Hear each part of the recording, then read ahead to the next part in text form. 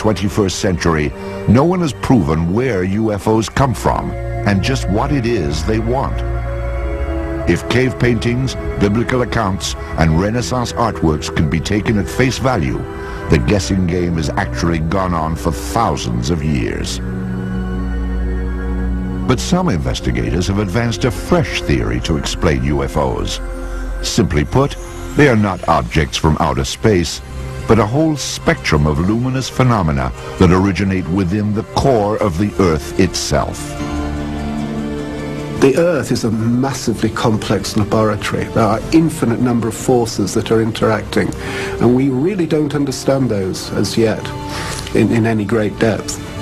And the Earth does produce lights. It has its light show.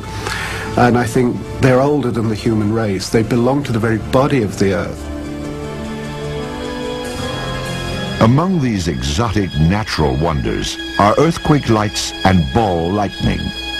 Scientists believe that earthquake lights occur both before and after tremors, when gas released from within the Earth suddenly ignites and shoots sparks into the atmosphere.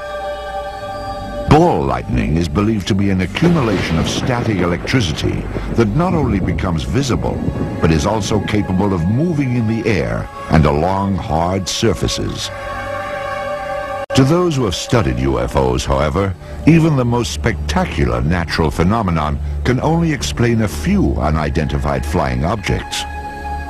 When you look at the range of UFO reports that have been made over the years and thousands, presumably some small fraction of them, if they're under the right conditions, in the right place at the right time, some of these kinds of phenomena have to be considered.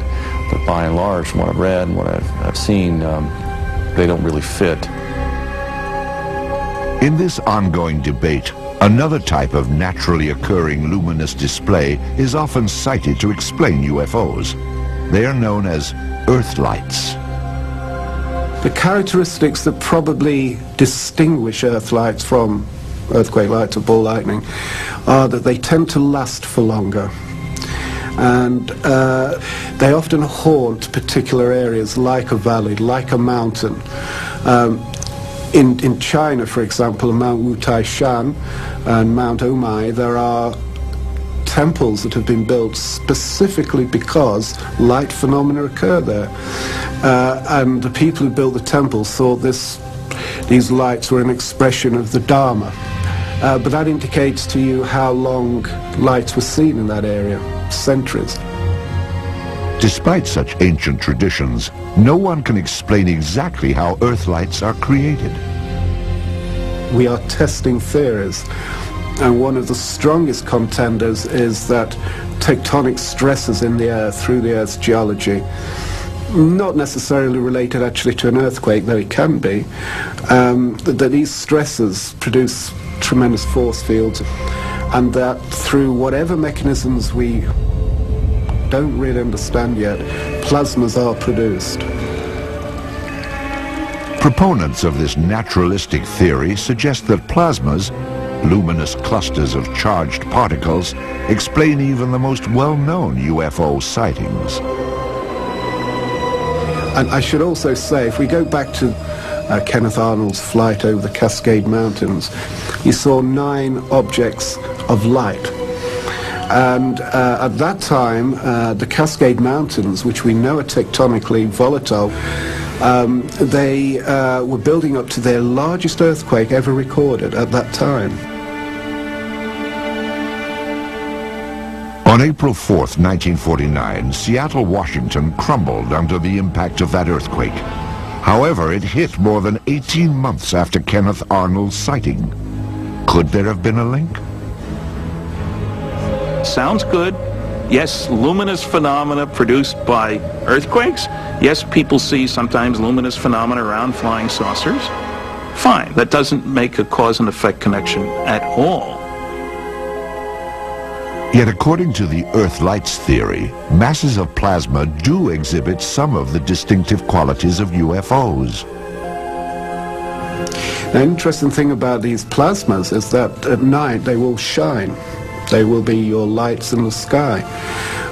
But in daylight, a plasma can seem to reflect light and look metallic. But are qualities of reflectivity and a metallic appearance enough to equate plasmas with UFOs? If they're going to talk natural phenomenon, what is there out there that has the capability to hover and then shuts off and then the object zooms straight up out of sight? There's no technology like that we know about.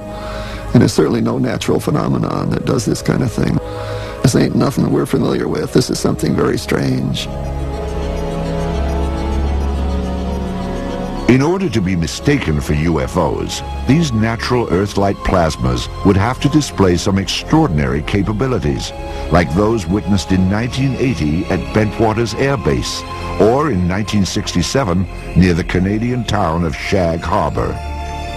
Well, some of them can sit on the water and have been observed going underneath water as well. Some just come out of the ground, that's where they come from initially, and some of them will just sit there, or some will flash off over the hill and come down again, earth themselves again. According to its proponents, the Earth-like phenomenon is the best and the only explanation for UFOs. I think if we understand Earth-light and all the range of phenomena associated with them, quantum physics and plasma physics will literally take a quantum leap. They will literally move ahead a decade, probably one fell swoop. Still, UFO researchers point out what they see as a fatal flaw in the plasma Earth-light theory. We have to look at the characteristics of the earthquake lights or the plasmas or ball lightning or any of these things. How do they move? What color are they? What size are they? These are important considerations. Then look at the same data for UFOs. Well, the typical even landed saucer is 10 to 30 feet in diameter. These plasma phenomena are literally this big. So it's the careful consideration of what are the characteristics. If you're trying to explain this with this, they have to match. Perhaps not surprisingly, the ongoing wave of Mexico City UFOs has been swept up in this controversy. Many of the mysterious lights appeared in the vicinity of the nearby volcano, Popocatépetl. It is a matter of record that the long-dormant volcano suddenly became active, precisely at the time the sightings began.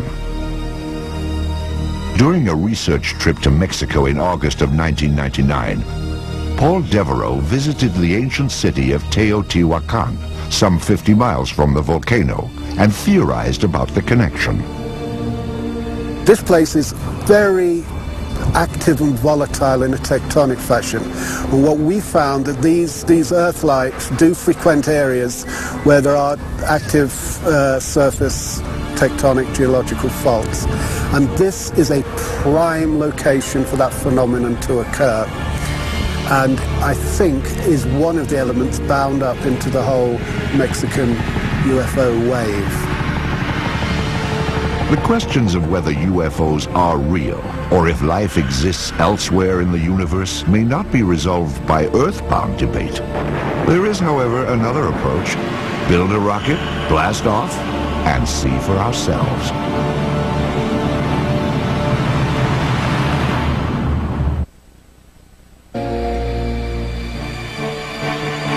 Ancient civilizations who weren't yet blessed by the invention of electricity enjoyed